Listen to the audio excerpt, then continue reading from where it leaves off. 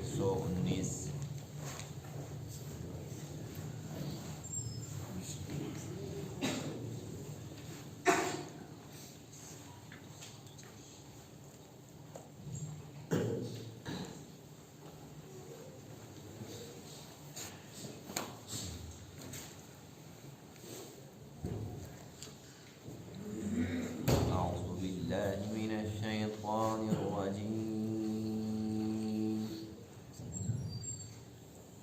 بسم اللہ الرحمن الرحیم۔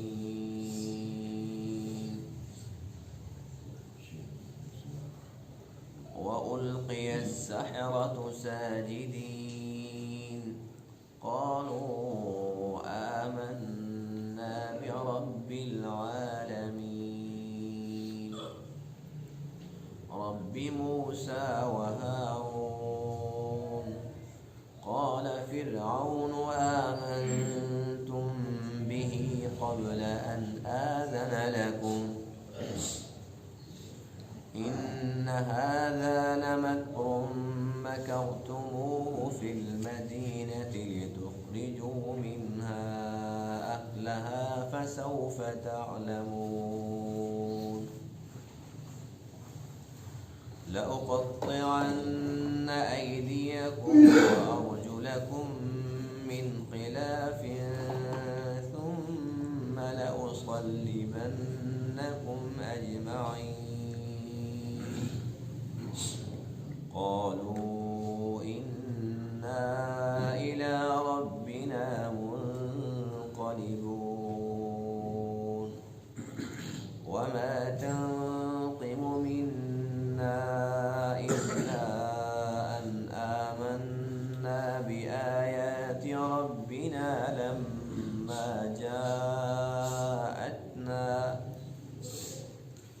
ربنا أفرغ علينا صبرا وتوفنا مسلمين صدق الله العظيم۔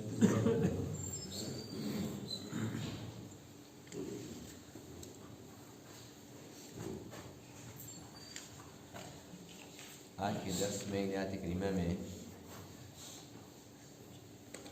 ان جادوگروں کے ایمان کا تذکرہ ہے جنہیں فرعون تو اس لیے لے کے آیا تھا کہ وہ موسیٰ علیہ السلام کا مقابلہ کریں۔ فرعون کی چاہت یہ تھی کہ میں کسی بھی طریقے سے موسیٰ علیہ السلام کو نیچا دکھاؤں، لیکن اللہ تعالیٰ کی چاہت کچھ اور تھی۔ ہوتا وہی ہے جو اللہ چاہتا ہے۔ اس کا پروگرام یہ تھا کہ میں تمام لوگوں کو اکٹھا کروں گا، بڑے بڑے جادوگر آئیں گے، جب ساری کی ساری عوام اکٹھی ہوگی اور ایک دم سے وہ دیکھیں گے کہ ہم غالب آ رہے ہیں اور موسیٰ علیہ السلام مغلوب ہو رہے ہیں، تو پھر سب کے سب لوگ ایک ہی بات پر پکے ہو جائیں گے کہ بس فرعون ہی رب اعلیٰ ہے۔ یہ سچ کہتا تھا۔ اور دوسری طرف اللہ تعالیٰ کی چاہت یہ تھی کہ یہ اپنے ہاتھ سے جس طریقے سے اس نے موسیٰ کو اپنے گھر میں پالا پوسا بڑا کیا، اسی طریقے سے اللہ تعالیٰ یہ چاہتے تھے کہ یہ مزید رسوا ہو، اپنے ہاتھ سے لوگوں کو جمع کرے۔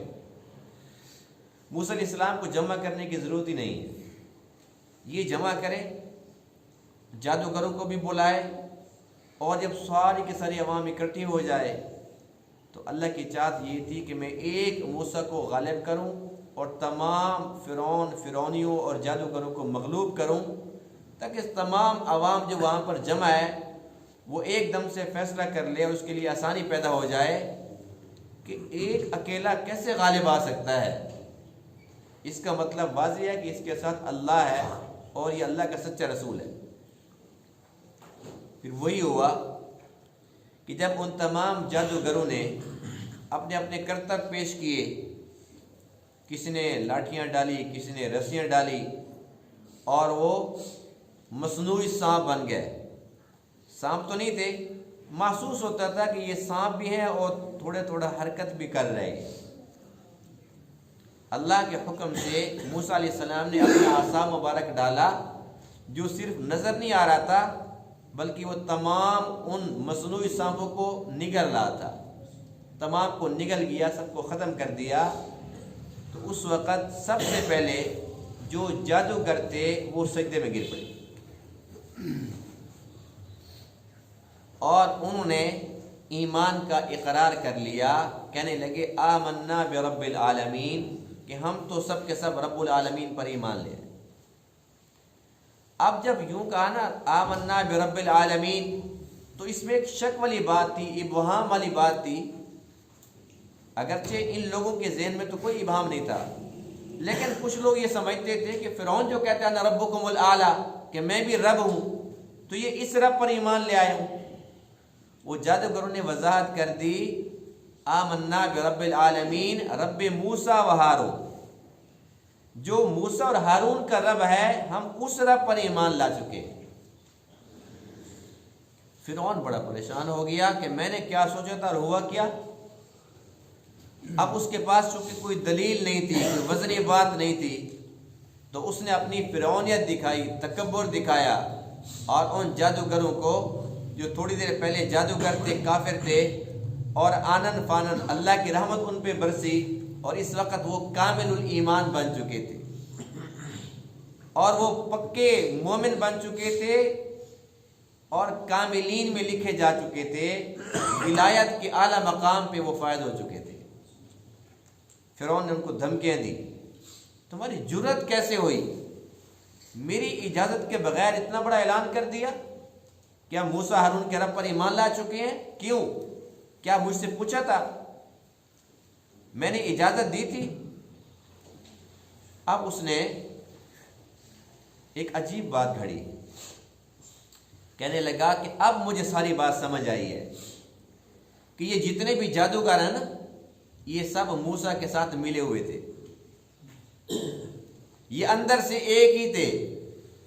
اور کہنے لگا کہ اب بات یہ بھی سمجھ آ گئی کہ موسیٰ بڑا جادوگر ہے، نعوذ باللہ، کہ یہ ان سب کا استاد ہے، یہ سارے کے سارے چھوٹے چھوٹے جادوگر ہیں، یہ شاگرد ہیں، اور یہ آپس کے اندر ملے ہوئے تھے اور مجھے بے وقوف بنا رہے تھے، عوام کو بے وقوف بنا رہے تھے۔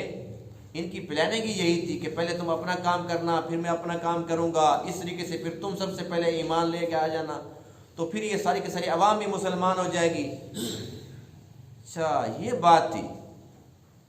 کہنے لگا کہ اب سنو، تم نے یہ سب کے سب مل ملا کے جو کچھ کھیل کھیلا نا، اس کی سزا یہ ہے کہ تم نے چونکہ بغاوت کی ہے، میرے بندے ہو کر میرے خلاف تم نے بغاوت کی ہے، تو تمہیں سزا یہ دوں گا کہ تمہارے ہاتھ اور پاؤں خلاف سے کاٹوں گا۔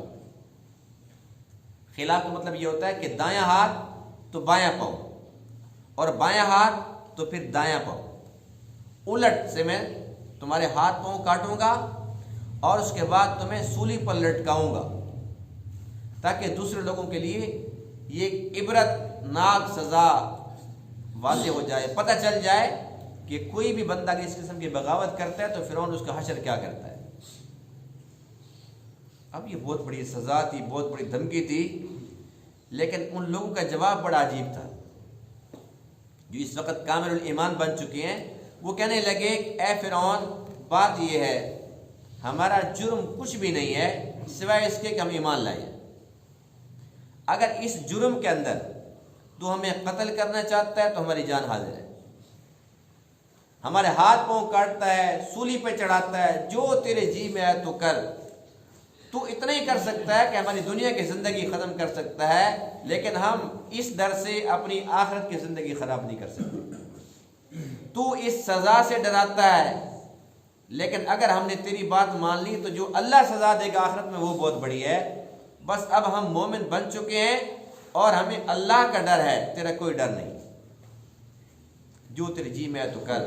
اس کے بعد ان سب نے اللہ سے التجا کی، اللہ سے دعا کی، اے اللہ ہم تو بڑے کمزور ہیں، اب ہم بہت بڑی آزمائش کے اندر ڈال دیے گئے ہیں، ہمارے ہاتھ پاؤں کاٹے جائیں گے، سولی پہ لٹکایا جائے گا، ہم ڈرتے نہیں ہیں، ہم اس پر تیار ہیں، لیکن یا اللہ اب اس تکلیف پر برداشت کی توفیق دے دے، اس مصیبت پر تو صبر کی توفیق دے دے، ہمیں کچھ نہیں چاہیے۔ اور دوسری دعا یہ کی کہ اللہ اب جو ہمیں ایمان دیا بس ہمارا خاتمہ اس ایمان پہ کر، خاتمہ بالخیر کر دے، باقی دنیا کی سزا کی ہمیں کوئی پرواہ نہیں ہے. اب اس دنیا کی زندگی سے ہمیں پیاری ختم ہو گیا ہے. اب تو بس ایک ہی شوق ہے کہ کب ہم تیرے پاس آئیں اور ہم تیرا دیدار کریں. وَأُلْقِيَ السَّحَرَةُ السَّاجِدِينَ، اور وہ جادوگر ڈال دیے گئے سجدے میں. قالوا، انہوں نے کہا آمنا برب العالمین، ہم تو ایمان لے آئے رب العالمین پر جو موسیٰ اور ہارون کا رب ہے. قال فرعون نے کہا آمنتم بہ، تم اس پر ایمان لائے قبل ان آذن لکم، اس سے قبل کہ میں تمہیں اجازت دیتا. ان ھذا لمکر، بے شک یہ تو ایک منصوبہ ہے. مکرتموہ فی المدینہ، جو تم نے شہر کے اندر مکر کیا ہے، جو تم نے چکر چلایا ہے میں سب سمجھ چکا ہوں. لتخرجوا منہا اہلہا، تم نے یہ اس لیے کیا ہے تاکہ تم نکال دو اس زمین سے، اس زمین کے جو اہل لوگ ہیں، یہاں کے جو باشندے ہیں، تم ان لوگوں کو یہاں سے بے دخل کرنا چاہتے ہو. فسوف تعلمون، ان قریب تم جان لو گے میں تمہارا حشر کیا کرنے لگا ہوں. لأقطعن ایدیکم، میں البتہ ضرور بالضرور کاٹوں گا تمہارے ہاتھ، وارجلکم، اور تمہارے پاؤں، من خلاف، خلاف سے. ثم لأصلبنکم اجمعین، پھر میں تم سب کو ضرور سولی پہ بھی لٹکاؤں گا. قالوا، انہوں نے جواب دیا انا الی ربنا منقلبون، بے شک ہم اپنے رب کی طرف لوٹ کر جانے والے ہیں. وما تنقم منا، اور تو ہمارے اندر اور کوئی عیب نہیں پاتا، الا، مگر یہ عیب ہے، ان آمنا بآیات ربنا، کہ ہم اپنے رب کی آیات پر ایمان لا چکے ہیں. لما جاءتنا، جب کہ وہ ہمارے پاس آئی. ربنا، اے ہمارے رب، افرغ علینا صبرا، ہم پر صبر ڈال دے. وتوفنا مسلمین، اور ہمیں وفات دے اس حال میں کہ ہم مسلمان ہوں، ہمارا خاتمہ ایمان پہ کر دے.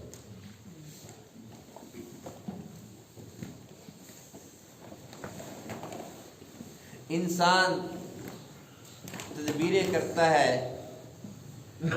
اور اللہ کی تقدیر وہ ہمیشہ انسان کی تدبیروں پہ غالب آتی ہے. اب یہاں پر فرعون کی تدبیر دیکھو، فرعون کی پلاننگ دیکھو، کتنا لمبا چوڑا منصوبہ بنایا اور ہزاروں کی تعداد میں جادوگر اکٹھے کیے. اب اس کا مقصد کیا تھا؟ مقصد یہی تھا کہ میری بادشاہت بچ جائے، میری چودراہٹ بچ جائے، اور اسی طریقے سے یہ تمام کے تمام بنی اسرائیل ہمارے غلام بن کر رہیں اور ہماری حکمرانی ہو. چاہتا تو یہی تھا، لیکن ہوتا وہ ہے جو اللہ چاہتا ہے. اللہ کی تقدیر غالب آئی، اور وہ یہ تھی کہ یہ اپنے ہاتھ سے لوگوں کو اکٹھا کرے. اور اس کے بعد اللہ یہ چاہتے تھے کہ جب تمام عوام اکٹھی ہو جائے گی، اس کے بعد جو جادوگر ہیں ان کے پاس تو باطل ہے، موسیٰ علیہ السلام اللہ کے نبی ہیں، ان کے پاس حق ہے، تو لوگ خود ہی دیکھ لیں گے کہ حق کیا اور باطل کیا ہے. یہ جو ہوتا ہے نا معجزہ، جس کا معنی ہوتا ہے عاجز کرنے والی چیز، تو اللہ کی شان یہ ہے کہ ہر دور کے اندر جس چیز کا راج ہوتا تھا نا، اللہ تعالیٰ اپنے نبیوں کو جو معجزات دیتا ہے وہ بھی اسی کے متعلق ہوتے ہیں. اب موسیٰ علیہ السلام کے دور کے اندر چونکہ جادوگروں کی بڑی مارکیٹ تھی، جیسے کہ آج کل حکومت کے اندر وزراء اور مشیروں کا طبقہ ہوتا ہے، اسی طریقے سے اس وقت جو نجومی ہوتے تھے نا اور جو جادوگر ہوتے تھے، یہ حکومتی اہلکار سمجھے جاتے تھے، حکومت کا حصہ سمجھے جاتے تھے، تو ان کی بڑی مارکیٹ تھی. تو اللہ تعالیٰ نے اس دور کے اندر جہاں پر دیکھو کہ فرعون نے جب جادوگروں کو اکٹھا کیا تو کم سے کم روایت کتنی ہے کہ 15,000، ورنہ 90,000، 1,00,000 سے اوپر تک کی روایت بھی ہے. کم سے کم بھی لگو تو 15,000 مایا ناز جادوگر، یعنی کہ وہ نہیں تھے جیسے آج کل جادوگر ہوتے ہیں کہ ان کو خود نہیں پتہ کہ جادو کیا ہے. یہ وہ جادوگر تھے جنہیں پتہ تھا کہ ہم فرعون کے دربار میں جا رہے ہیں اور وہاں جا کر ہم نے اپنا کرتب دکھانا ہے، وہاں جا کر اپنا لوہا منوانا ہے. اتنے مایا ناز 15,000 کم سے کم اس وقت اکٹھے ہو کے آ گئے. تو اللہ تعالیٰ نے موسیٰ علیہ السلام کو جو معجزے عطا فرمائے وہ بھی تو اسی قسم کے تھے نا. کہ آپ کا جو عصا ہے اس کو ڈالا تو وہ اژدہا بن گیا، اپنا ہاتھ مبارک بغل میں ڈالا، نکالا تو بالکل سفید ہو گیا، چمکتا ہوا، چاندی کی طرح سفید چمک رہا تھا۔ اب عیسیٰ علیہ السلام کے دور کے اندر چونکہ حکمت کا بڑا چرچا تھا، بڑے بڑے نامی گرامی حکیم تھے، تو اللہ تعالیٰ نے عیسیٰ علیہ السلام کو جو معجزات عطا فرمائے ان میں ایک یہ تھا کہ آپ پیدائشی نبینا کی آنکھوں کے اوپر ہاتھ مبارک پھیرتے تھے تو وہ بینا ہو جاتا تھا۔ اسی طریقے سے جس کو برس کی بیماری ہو، یہ لا علاج بیماری ہے، برس کی بیماری، جو کوئی اس قسم کا بندہ آتا تھا تو آپ ایسے ہاتھ مبارک پھیرتے تھے اور بالکل اسی وقت ٹھیک ٹھاک ہو جاتا تھا۔ اور سب سے بڑھ کر یہ کہ آپ مٹی کے پرندے بناتے تھے اور پھر ان کے اندر پھونک مارتے تھے، وہ سچی والے پرندے بن کے اڑ جاتے تھے۔ اور اس سے بڑی بات یہ تھی کہ آپ مردوں کے پاس جا کر ان سے فرماتے تھے قم باذن اللہ، اللہ کے حکم سے کھڑے ہو جاؤ، تو وہ زندہ ہو جاتے تھے اور باتیں کرتے تھے۔ اب جو عام لوگ تھے ان کو تو بات سمجھ نہیں آ رہی تھی، وہ تو یہ سمجھ رہے تھے کہ جیسے فلاں حکیم بڑا نامی گرامی ہے نا، لیکن عیسیٰ علیہ السلام اس سے بھی بڑا حکیم ہے، وہ تو صرف آنکھوں کا علاج کرتا ہے، لیکن جو پیدائشی نبینا ہو نا اس کا علاج عیسیٰ کر سکتا ہے۔ تو لوگوں کو سمجھ نہیں آ رہی تھی کہ یہ بھی حکمت یہ بھی حکمت، وہ نہیں سمجھ پا رہے تھے کہ یہ کچھ اور ہے یہ کچھ اور ہے، لیکن جو فن کے ماہر ہوتے ہیں نا وہ سمجھ جاتے ہیں۔ اس وقت جو حکماء کا طبقہ تھا وہ پہنچ چکا تھا طے تک کہ جو ہمارے پاس ہے وہ حکمت ہے، جو عیسیٰ علیہ السلام کے پاس ہے وہ حکمت نہیں ہے، وہ حقیقت ہے۔ اس لیے کہ بے شک ہم آنکھوں کا علاج کر سکتے ہیں لیکن پیدائشی نبینا کو بینا نہیں کر سکتے، حکمت میں کوئی علاج نہیں۔ اور وہ کہنے لگے کہ ہماری حکمت میں یہ تو نہیں ہے کہ ہم کسی مردہ کو زندہ کر سکیں، عیسیٰ مردہ کو زندہ کرتا ہے، یہ حکمت نہیں ہے، یہ کچھ اور ہے۔ جو فن کے ماہر ہوتے ہیں نا سب سے پہلے وہ سمجھتے ہیں حقیقت کو، وہ تو جانتے ہیں کہ جو ہمارا فن ہے اس کی حدود اربع کیا ہے، ہمارے فن کی حقیقت کیا ہے، یہ کہاں جا کے بالکل بریک لگا سکتا ہے۔ وہ کہتے تھے جہاں ہماری حکمت فیل ہو جاتی ہے وہاں سے عیسیٰ کی شروع ہوتی ہے، تو یہ حکمت نہیں ہے، یہ کچھ اور ہے۔ یہاں بھی معاملہ ایسا ہی ہوا کہ جو عام لوگ تھے وہ تو یہ سمجھ رہے تھے کہ دیکھو یہ جتنے جادوگر ہیں نا ان کے سانپ چھوٹے چھوٹے تھے اور وہ صرف حرکت کر رہے تھے، لیکن یہ بڑا جادوگر ہے موسیٰ، اس کا جو سانپ تھا وہ بہت بڑا تھا اور وہ سب کو کھا گیا۔ لیکن جو اس فن کے ماہر تھے، جو جادوگر تھے، وہ سب سے پہلے سمجھ گئے کہ جو ہم کر رہے ہیں وہ نظر بندی ہے، وہ دھوکہ ہے، وہ حقیقت نہیں ہے، لیکن جو موسیٰ نے کیا وہ حقیقت ہے۔ وہ سمجھ چکے تھے کہ یہ جادوگر نہیں ہے، ہم جادوگر ہیں، لیکن یہ جادوگر نہیں ہے، یہ واقعی اللہ کا سچا رسول ہے۔ اور جو ان سب کا بڑا تھا اس کے ساتھ موسیٰ علیہ السلام نے یہ بات بھی کی تھی کہ چلو ٹھیک ہے تم مقابلے پہ آ گئے ہو، اگر تم مغلوب ہو جاؤ اور میں غالب آ جاؤں تو پھر تمہارا کیا خیال ہے کہ پھر تم مان لو گے کہ میں اللہ کا سچا رسول ہوں؟ تو اس نے اقرار کیا، اس نے کہا پہلی بات تو یہ ہے کہ میرے جادو کا توڑ کوئی نہیں ہے، میرا مقابلہ آج تک کوئی کر ہی نہیں سکا، لیکن اگر ایسا ہو گیا تو میرا وعدہ ہے کہ پھر میں ایمان لے آؤں۔ اب جو جادوگر تھے جب انہوں نے سارا کا سارا منظر دیکھا وَأُلْقِيَ السَّحَرَةُ سَاجِدِينَ، تو سب سے پہلے وہ سجدہ ریز ہو گئے اور سب سے پہلے انہوں نے اعتراف کیا قَالُوا آمَنَّا بِرَبِّ الْعَالَمِينَ، رب موسیٰ و ہارون، کہ بھئی پکی بات ہے ہم تو رب العالمین پر ایمان لا چکے جو موسیٰ اور ہارون کا رب ہے۔ سب سے پہلے ان لوگوں نے اقرار کر لیا۔ اب یہاں پر فرعون کے پاس اور تو کچھ رہا نہیں۔ فرعون نے جو اب یہ الزام لگایا یہ بہت ہی ایک عجیب قسم کا تھا، احمقانہ تھا اور جہلانہ بات تھی کہ اچھا ان ھذا لمکر مکرتموہ فی المدینہ، کہ یہ تم سارے ملے ہوئے تھے، تو نورہ کشتی چل رہی تھی، اندر سے تم سب ایک تھے۔ یہ بات فضول تھی، فرعون جانتا تھا کہ ایسی بات کوئی نہیں تھی، خود جانتا تھا وہ، کیونکہ اسے پتہ تھا کہ میں نے پورے ملک میں کہاں کہاں لوگوں کو بھیجا، یہ کہاں کہاں سے جادوگر آئے ہیں، تو یہ تو نہ موسیٰ علیہ السلام کی ان سے ملاقات ہوئی نہ ان کا آپس کے اندر کوئی تعلق واسطہ ہے، میں نے کہاں کہاں سے بلایا اور تو میرے پاس آئے، میرے دربار میں سیدھا آئے۔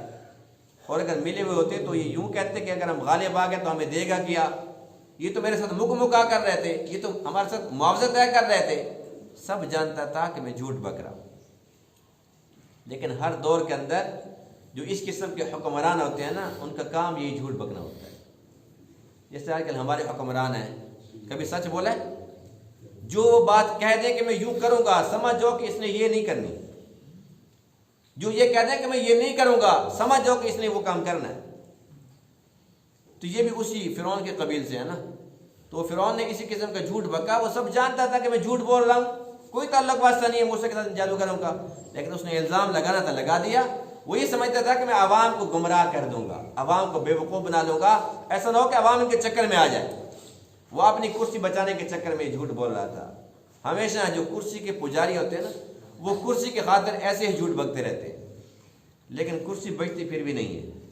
فرعون کی بچی تھی، جھوٹ کے سارے پر کرسی بچتی نہیں ہے، نہ کرسی بچتی ہے، نہ عزت بچتی ہے، نہ آخرت بچتی ہے، کک بھی نہیں بچتی۔ سچ کے اندر نجات ہے، سچ کے اندر خیر ہے، سچ کے اندر برکات ہیں، لیکن آج ہم لوگ جھوٹ پہ کھڑے ہو گئے، ہر کام میں جھوٹ، ہر کام میں جھوٹ۔ ہم کہتے سچ بولیں گے تو پھر کھائیں گے کہاں سے؟ جس نے پیدا کیا وہی کھلائے گا انشاءاللہ۔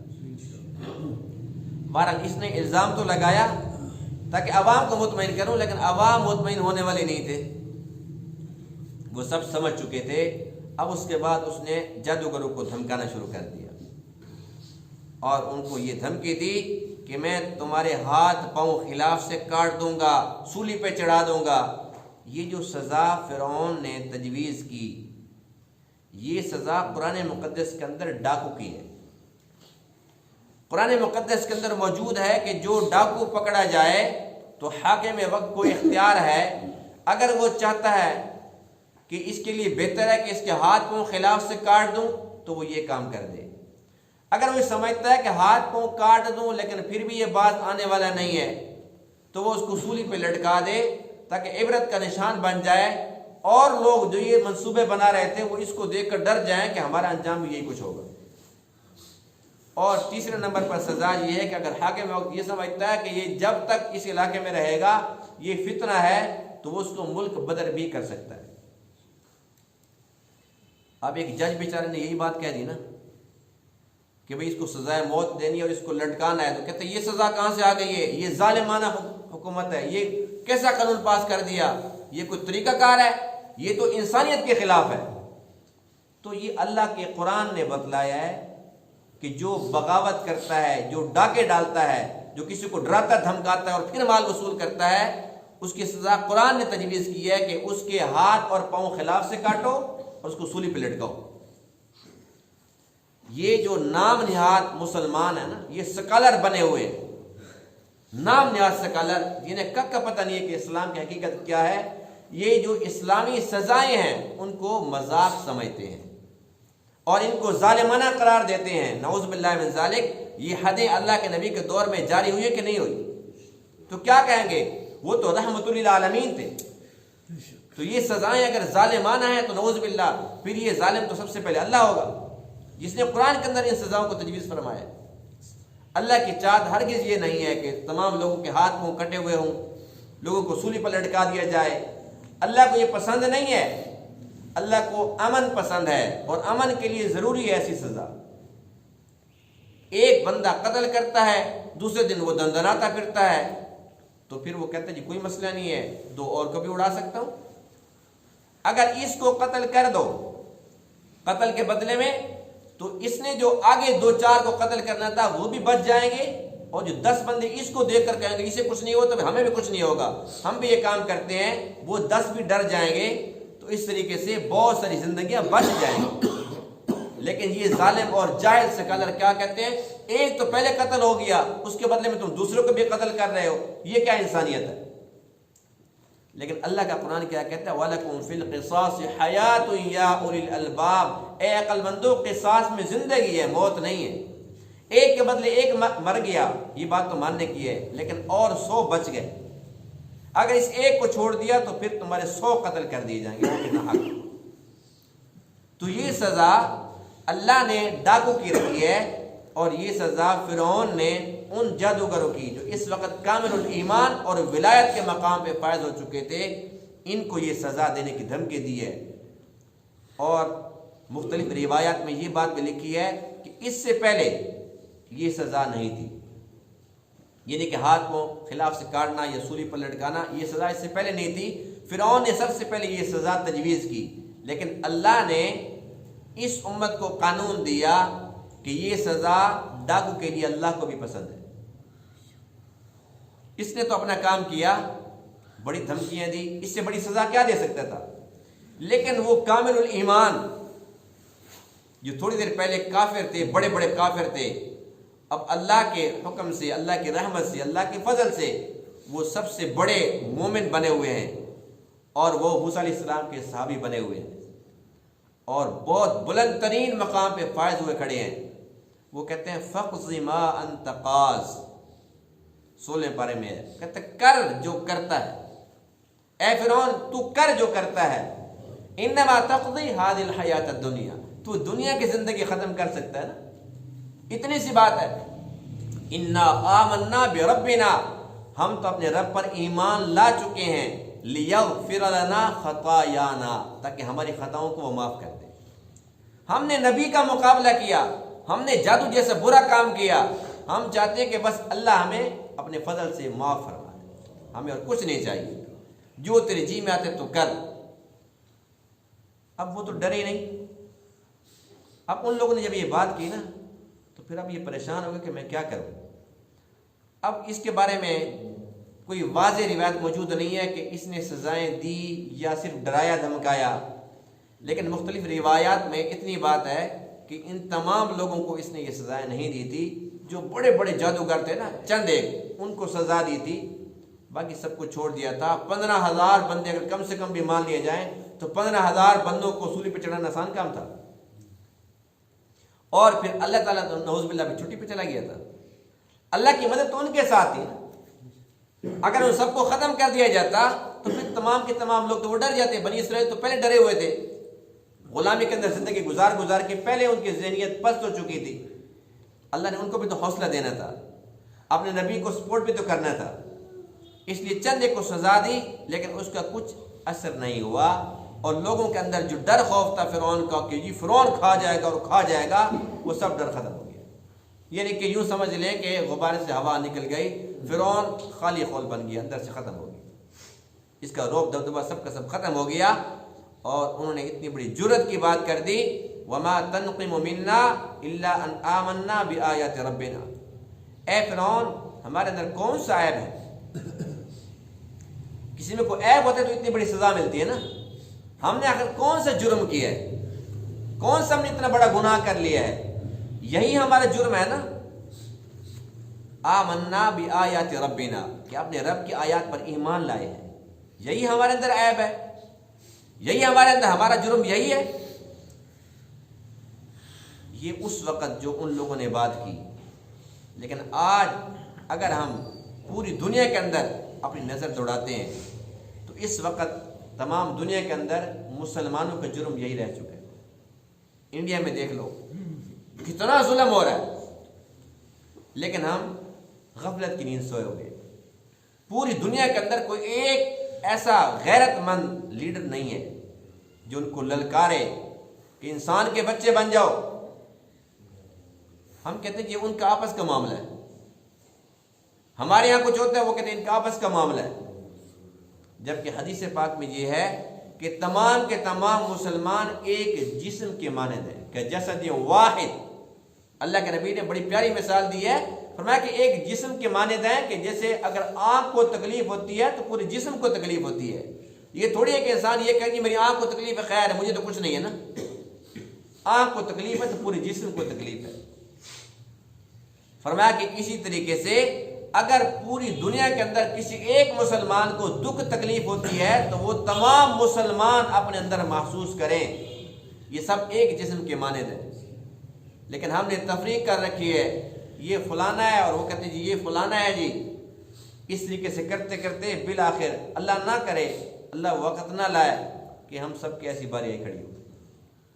تو بہرحال اس وقت دیکھا جائے تو پوری دنیا کے اندر مسلمانوں کا جرم ایک ہی ہے جو ان جادوگروں کا جرم تھا، کہ یوں کہتے ہیں آمنا بآیات ربنا، کہ ہم تو اپنے رب کی آیات پر ایمان لا چکے ہیں، آج مسلمانوں کا اور کوئی جرم نہیں ہے، ایک جرم ہے، اگر آج وہ ہندو ہو جائیں تو سارے کے سارے اس کو مراد بھی ملتی ہیں، سب قانون اس کے حق میں ہو جاتے ہیں۔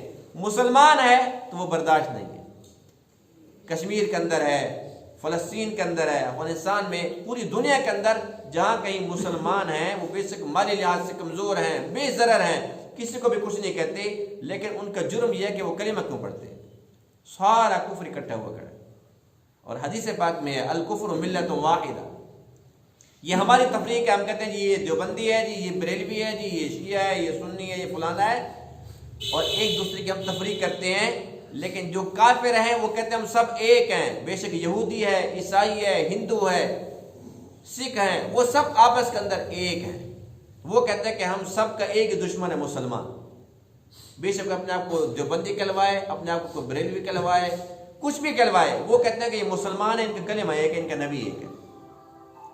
تو ہمیں بھی خدا کا خوف کرنا چاہیے، ہمیں آپس کے اندر اتحاد پیدا کرنا چاہیے، ہم آپس کے اندر بھائی بھائی بن کر رہیں اور ایک دوسرے کے دکھ درد کو سمجھنے کی کوشش کریں۔ آج ہم اگر ان پر نہیں رہیں گے، کل کو ہمارے پر بھی کرونے والا نہیں ہوگا۔ اب ان لوگوں نے اتنی بڑی بات فرعون کے سامنے کہہ دی، کتنی جرت کی بات ہے، تعداد میں کتنے کم ہیں، اور پتہ ہے کبھی ہمیں چھوڑے گا نہیں، یہ بڑا ظالم ہے، بڑا جابر ہے، لیکن کتنی جرت کے ساتھ یہ بات کی کہ ہمارے اندر کون سا عیب ہے، کون سا جرم ہم نے کر دی ہے؟ یہی جرم ہے کہ ہم مومن ہیں۔ اگر یہ جرم ہے تو بالکل ٹھیک ہے، ہم مومن ہیں، اور ہم اللہ سے دعا کرتے ہیں کہ یا اللہ ہمارا خاتمہ اس ایمان پہ کر دے۔ ایک تو فرعون کے سامنے وہ ڈٹ گئے، اور دوسری بات جو بڑی پیاری بات ہے کہ وہ اللہ کی طرف متوجہ ہو گئے، ربنا افرغ علینا صبرا وتوفنا مسلمین، اے اللہ تو ہمیں صبر کی توفیق دے۔ جب انسان جو مومن ہے جب اللہ کی طرف رجوع کرتا ہے پھر اللہ تعالیٰ اس کو خالی ہاتھ نہیں لوٹاتا۔ افسوس کی بات تو یہ ہے آج ہم کیوں پٹ رہے ہیں؟ اللہ سے تعلق جو ختم ہو گیا، اللہ سے تعلق ہے ہی نہیں۔ ہمارا جو یہ کلمہ ہے نا زبان پر ابھی تک دل کے اندر داخل نہیں ہوا، جب یہ دل میں داخل ہو جاتا ہے پھر کیفیت وہی ہوتی ہے جیسے بلال حبشی کی تھی، کہ جتنی تکلیفیں آ جائیں، دو ٹکڑے تو انسان ہو سکتا ہے لیکن پھر پیچھے پھر نہیں سکتا۔ اس لیے ہمیں چاہیے کہ اللہ سے دعائیں کریں، اپنے لیے بھی دعائیں کریں، اور تمام امت مسلمہ کے لیے، پوری کی پوری امت مسلمہ اس وقت دعاؤں کی شدید محتاج ہے۔ ہماری دعا سے کہ اللہ تعالیٰ کرم فرما دے، ہمارے اس پہ لگتا کیا ہے؟ ہمارا کچھ خرچ ہوتا ہے، تھوڑی سی زبان ہلتی ہے، اجر بھی ملتا ہے، اور ہو سکتا ہے کہ کسی کی دعا سے اللہ تعالیٰ کرم فرما دے۔ اور بڑی پیاری سے پیاری دعا یہ ہے جو ان لوگوں نے کی تھی وَتَوَفَّنَا مُسْلِمِينَ، اے اللہ ہمارا خاتمہ ایمان پہ کر دے۔ تو ہم سب بھی اللہ سے التجا کرتے ہیں کہ یا اللہ ہم بڑے کمزور ہیں، ہم بڑے گناہگار ہیں، بس صرف اور صرف تیرا فضل چاہیے، اور اس حال تک کہ تیرا فضل ہمیں ہمارا جب خاتمہ ہو تو خاتمہ ایمان پہ ہو جائے۔ اللہ کے فضل کے بغیر ناممکن ہے۔ یا اللہ تو فضل فرما، ہم اس حال تک پہنچ جائیں کہ جب ہم مریں تو اس وقت ہمارے پاس ایمان سلامت ہو۔ بڑا پرفتن دور ہے خاتمہ ایمان پہ۔ یہ جو ہمارے پرانے بزرگ تھے نا یہ دعا کرتے تھے کہ اللہ خاتمہ ایمان پہ کر دے، ہم کہتے ہیں کوئی بات ہے، یہ بڑی بات تو نہیں ہے کہ خاتمہ ایمان پہ ہو جائے۔ سب سے بڑی دعا ہے، سب سے بڑی دعا، اس لیے کہ کسی کو کچھ پتہ نہیں ہے۔ ایک انسان پوری زندگی تہجد پڑھتا رہے، قرآن پڑھتا رہے، بڑی نیکیاں کرتا رہے، یہ نہیں پتہ کہ خاتمہ ایمان پہ ہوتا ہے کہ نہیں ہوتا۔ اس لیے یہ بہت بڑی دعا ہے، اپنے لیے بھی کرنی چاہیے، اور اولیاء کرام سے یہ دعا اپنے حق میں کرانی بھی چاہیے۔ اللہ تعالیٰ بات کو سمجھنے عمل کرنے کی توفیق عطا فرمائے۔ وآخر دعوانا الحمدللہ رب العالمین۔